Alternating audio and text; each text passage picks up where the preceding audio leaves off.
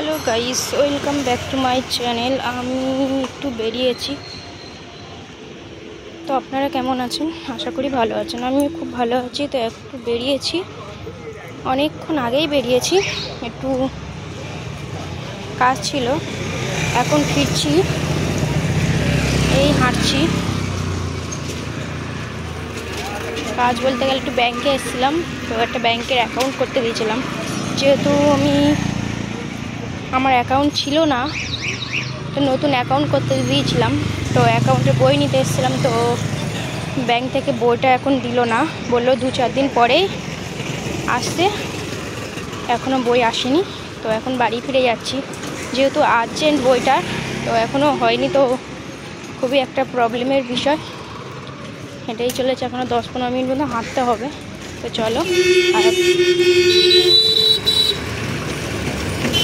রোডটা প্রচুর ভিড়, যেহেতু কাজ হচ্ছে, রাস্তায় কাজ হচ্ছে, ইট বালি সব পড়েছে। তো হাঁটতে হাঁটতে নিউ গড়িয়া থেকে গড়িয়া স্টেশন চলে এলাম। এখন একটু বাজার করব, দেখি কি নিই।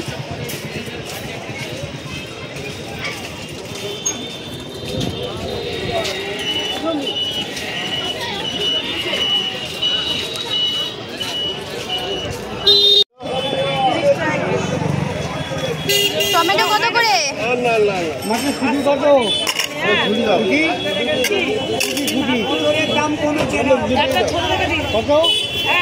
টমেটো কত করে?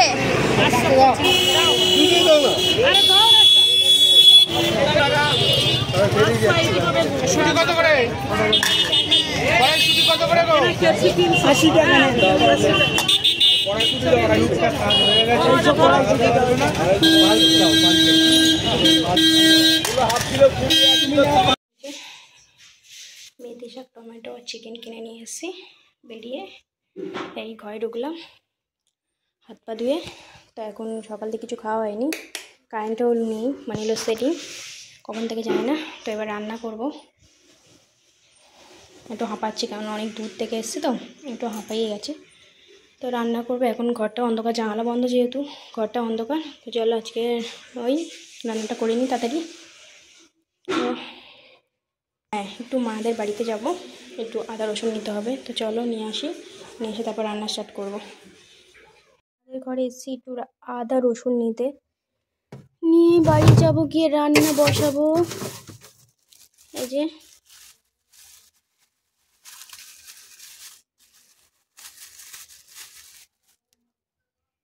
চলো, নেওয়া কমপ্লিট। এবার যাই বাড়ির দিকে, রান্না করতে হবে। মাথাটা খুব ব্যথা করছে, করে রোদে বেরোনো হয়েছে। তো চলো তালা মারি। চলছে কাটাকুটি, মানে এই যে মেথি শাক কাটাকুটি চলছে।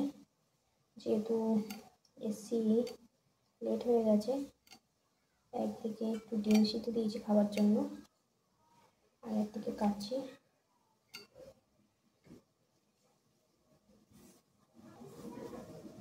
বন্ধুরা বলো তো, এই শাকটা সবাই চেনো, তো এটার নাম হচ্ছে মেথি শাক। তো মেথি শাক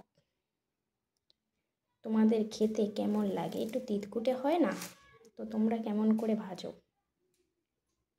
তো এই যে মেথি শাক ভাজা বসিয়ে দিয়েছি, যেহেতু একদিকে কাটছি একদিকে করছি।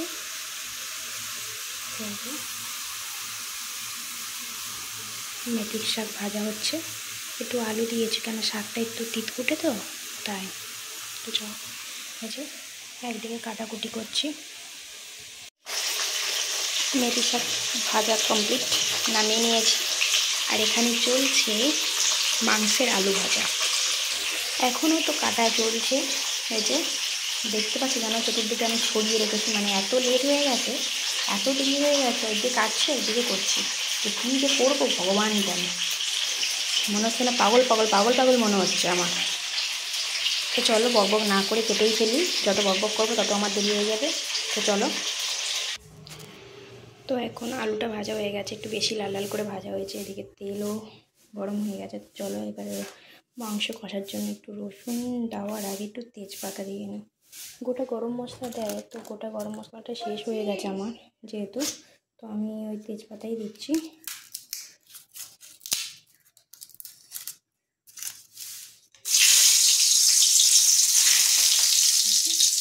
রসুন দিয়ে দিই।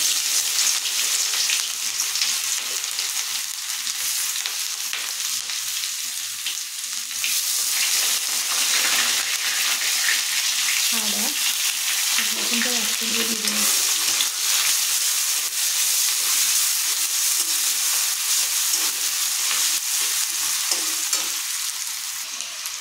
তো এই যে পেঁয়াজটা হালকা লাল হয়ে একটু মানে এর মধ্যে আদা রসুন কাঁচা লঙ্কা কুচি পেঁয়াজ কোচান পেঁয়াজ যেহেতু বেটে দেওয়া হয় না, আদা রসুনটাও করা হয় কিন্তু পেঁয়াজ কুচিয়ে দিই আর টমেটো কোচা দিয়ে এটা একটু লাল লাল হয়ে এসছে। তো এবার মশলাগুলো দেবো এক এক করে।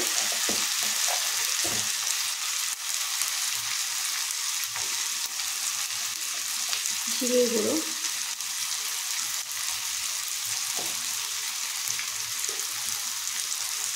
ধনিয়ার গুঁড়ো,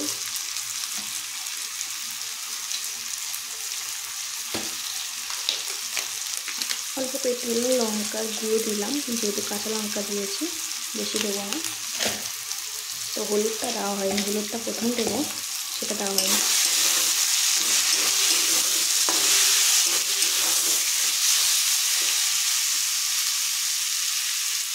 এটা হলুদ দিয়ে দিলাম।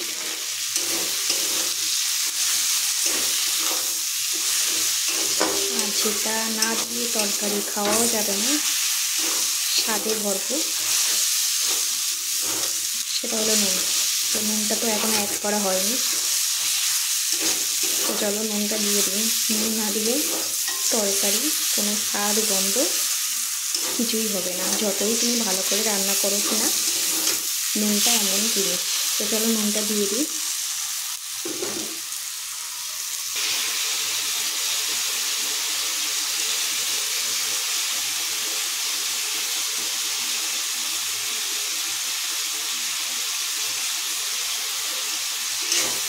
যেহেতু ছোটো চামচ আমরা 3-4 চামচ দিলাম।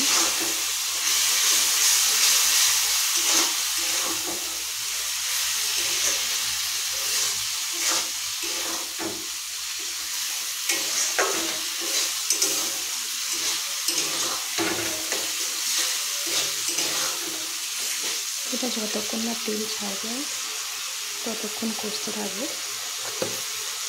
তো চিকেনটা ধুয়ে রেডি করা আছে, রেডি করা বলতে কোনো মশলা ইউজ করা হয়নি কিন্তু ধোয়া আছে। তো এই যে মাংস কষা বলছি মাংস কষা রেডি বলতে এখনও পুরোপুরি রেডি না, কষা চলছে। আর ওর আলুটা এখনও দেওয়া হয়নি যেহেতু, তো এখনও কষা চলবে যতক্ষণ না একটা কালার চলে আসে। আর ওই সাইডে ভাত বসিয়ে দিয়েছি, কারণ অনেক বেলা হয়ে গেছে, প্রায় 2টো বাজে। তো এটা হয়ে গেলে ভাতটা হয়ে যাবে। তারপর এটা জানো গ্যাস পরিষ্কার করবো, খাবো,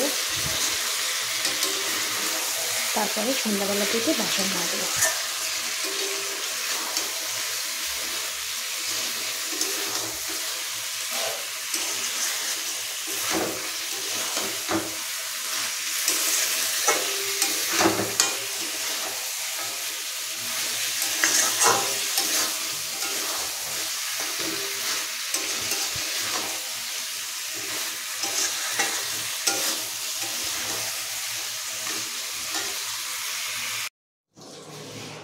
তো ভাত হয়ে গেছে, গ্যাসের ধারটা কি অবস্থা যেন মনে হচ্ছে খেয়ে রেখে দিয়েছি।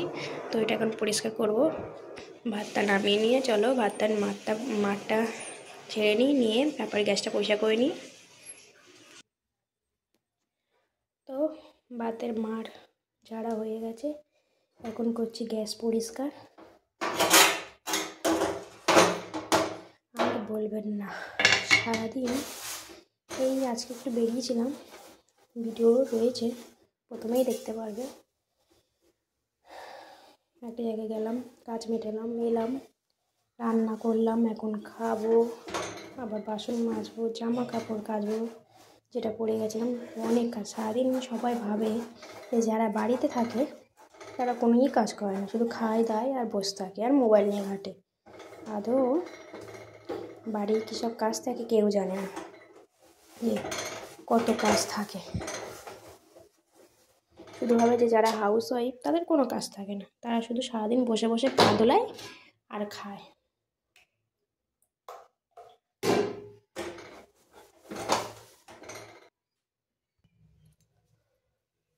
তো মোছা কমপ্লিট, আর পাচ্ছি না, সারাদিন এত কাজ করতে করতে আছি ক্লান্ত। আর এমনি মাথার এক সাইডটা ভেবেছে যন্ত্রণায় ছেড়ে যাচ্ছে। আর কি যন্ত্রণা করলে আর হবে, আমাদের তো কাজ করতেই হবে, আমাদের কোনোদিন বসার জোরে।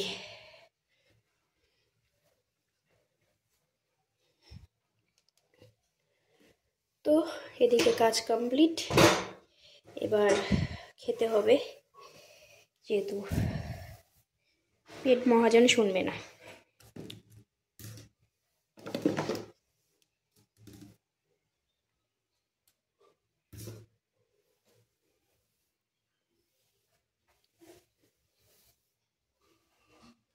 এই যে পুরো পরিষ্কার, নিচে শুধু মাছ ঝাড়া হয়েছে, তা পরিষ্কার করা হয়নি।